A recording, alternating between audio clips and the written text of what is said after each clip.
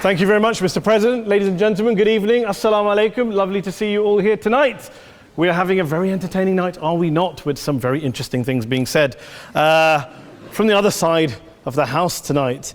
Let me begin by saying, as a Muslim, as a representative of Islam, I would consider myself an ambassador for Islam, a believer in Islam, a follower of Islam and its Prophet.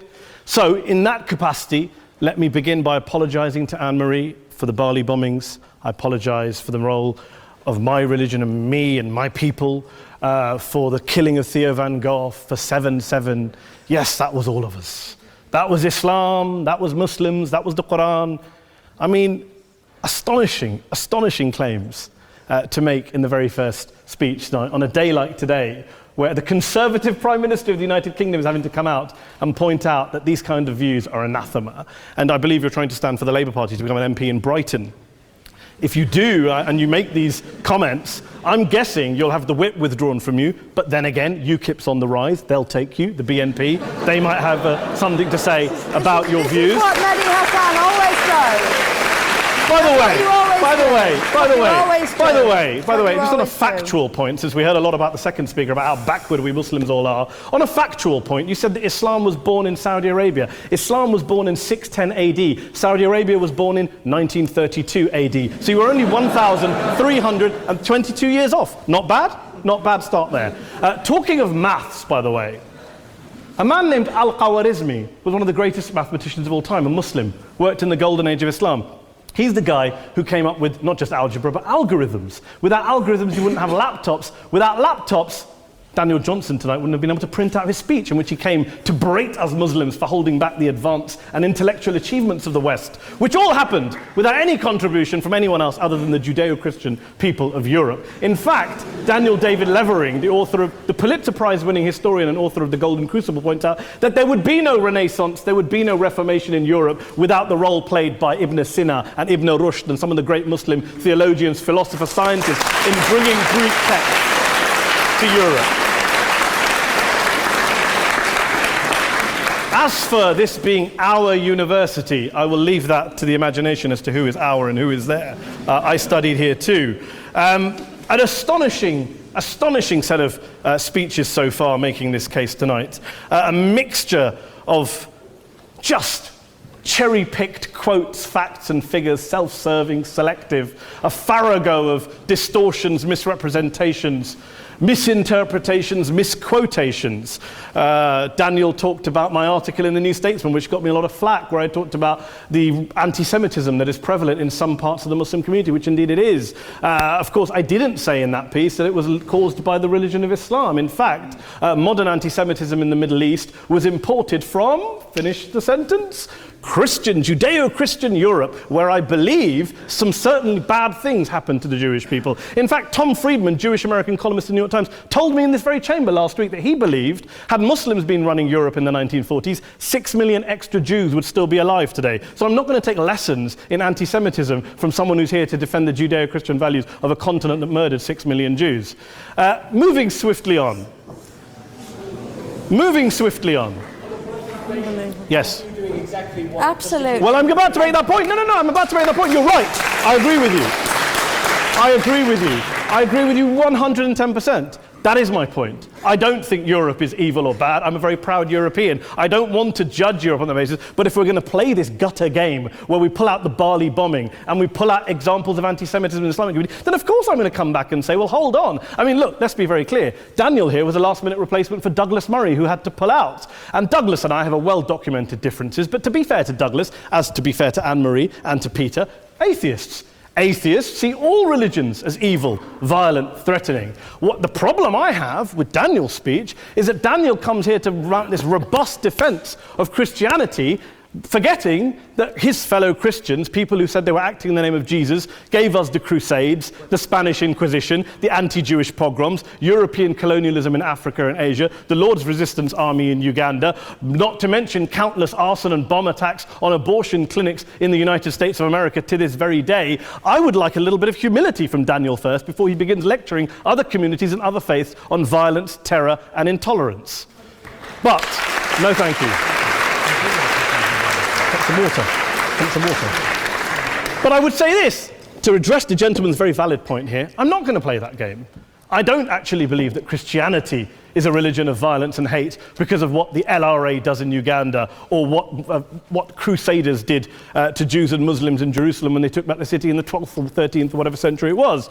I believe that Christianity, like Islam, like pretty much every mainstream religion, is based on love and compassion and faith. I do follow a religion in which 113 out of the 114 chapters of the Quran begins by introducing the God of Islam as a God of mercy and compassion. I would not have it any other way. I don't follow a religion which introduces my God to me as a God of war, as some kind of Greek God of wrath, as a God of hate and injustice. Not at all. As Adam pointed out, you go through the Quran and you see the mercy and the love and the justice. And yes, you have verses that refer to warfare and violence. Of course it does. This is not a motion about pacifism. I'm not here to argue that Islam is a pacifistic faith. It is not. Islam allows military action, violence in certain limited contexts. And yes, a minority of Muslims do take it out of that context. But is it religious? We talked about Woolwich. Daniel and Anne-Marie have suggested that it's definitely religion that's behind all of this. Well, actually,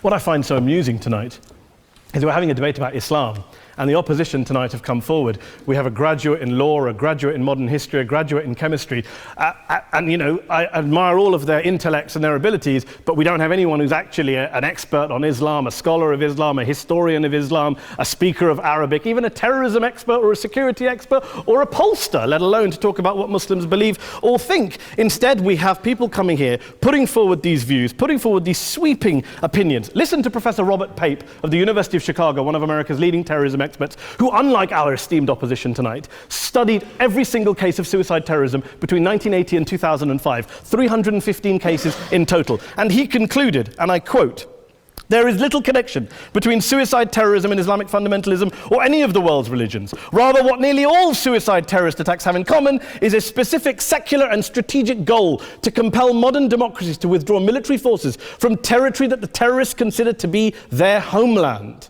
And the irony is, when we talk about terrorism, the irony is that the opposition and the Muslim terrorists, the Al-Qaeda types, actually have one thing in common, because they both believe that Islam is a warlike, violent religion.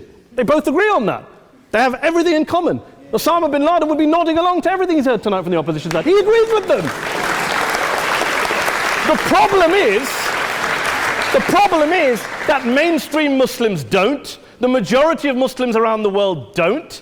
In fact, a gentleman here started quoting all sorts of polls. Gallup carried out the biggest poll of Muslims around the world, of 50,000 Muslims in 35 countries. 93% of Muslims rejected 9/11 and suicide attacks. And of the 7% who didn't, they all, when polled and focus grouped, cited political reasons for their support for violence, not religious reasons. And as for Islamic scholars and what they say, well, Daniel talks about our University of Oxford. We'll go down to Oxford Centre for Islamic Studies, get hold of a man named Sheikh Afifi al-Akiti, who is a massively well-credentialed and well-respected Islamic scholar, who has studied across the world, who in the days after 7/7 published a fatwa denouncing terrorism in the name of Islam, calling for the protection of all non-combatants at all times, and describing suicide bombings as an innovation with no basis in Islamic law. Go and listen to Sheikh Tahir al-Qadri, one of Pakistan's most famous Islamic scholars, who published a 600-page fatwa condemning the killing of all innocents and all suicide bombings unconditionally without any ifs or buts.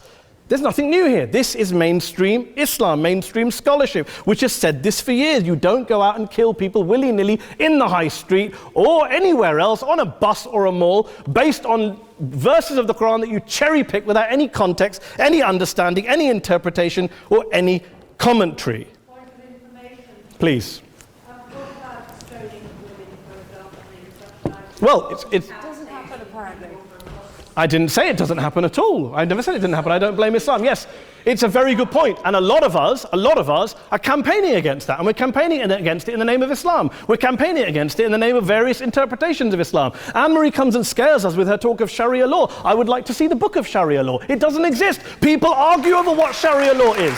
And you empower the extremists by saying there is only one version. You empower them all. I don't believe you took any interruptions, Anne-Marie, so I think you should stay there for a moment. Several countries. Here's what we're dealing with.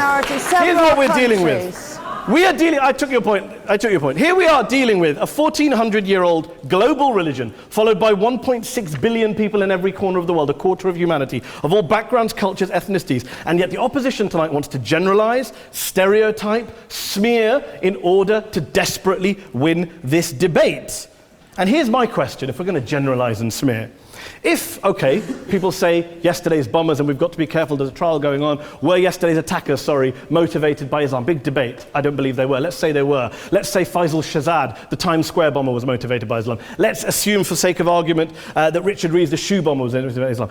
If Islam is responsible for these killings, if Islam is what is motivating these people, and Islam is therefore not a religion of peace, a religion of war, then ask yourself this question: why aren't the rest of us doing it? Why is it such a tiny minority of Muslims are interpreting their religion in the way that the opposition claim they are? Let's assume there are 16,000 suicide bombers in the world. There aren't. Let's assume there are for the sake of argument. That's 0.001% of the Muslim population globally. What about the other 99.99% of Muslims who the opposition tonight either ignore or smear? The reality is that the rest of us aren't blowing ourselves up tonight. The reality is that the opposition came here tonight not worried about the fact that me and Adam might pull open our jackets and blow ourselves up tonight because we're followers of a warlike warrior religion which wants to take over Europe and Daniel's university. The issue is this.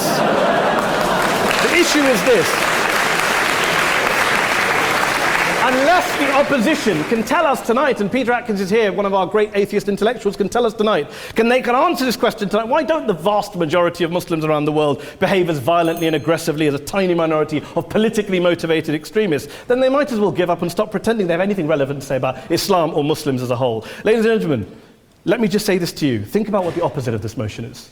If you vote no tonight, think about what you're saying the opposite of this motion is. That Islam isn't a religion of peace, it's a religion of war, of violence, of terror, of aggression. That the people who follow Islam, me, my wife, my retired parents, my 6-year-old child, that 1.8 million of your fellow British residents and citizens, that 1.6 billion people across the world, your fellow human beings, are all followers, promoters, believers in a religion of violence. Do you really think that? Do you really believe that to be the case? They say that in the Oxford Union, the most famous debate was in 1933 when Adolf Hitler looked out for the result of the King and Country motion, where they voted against fighting for King and Country, and Hitler was listening out for the result. Well, tonight, 80 years on, there are two groups of people around the world who I would argue are waiting for the result of tonight's vote. There are the millions of peaceful, non-violent, law-abiding Muslims both in the UK, Europe, Asia, Africa and beyond, who see Islam as the source of their identity, as a source of spiritual fulfillment, of hope, of solace.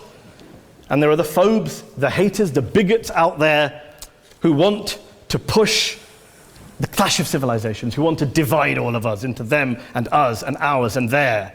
Ladies and gentlemen, I urge you all not to fuel the arguments of the phobes and bigots. Don't legitimize their divisions. Don't legitimize their hate. Trust those Muslims who you know, who you've met, who you hear, who don't believe in violence, who do want you to hear the peaceful message of the Quran as they believe it to be taught to the majority of Muslims, the Islam of peace and compassion and mercy, the Islam of the Quran, not of Al-Qaeda. Ladies and gentlemen, I beg to propose this motion to the House. I urge you to vote yes tonight. Thank you very much for your time.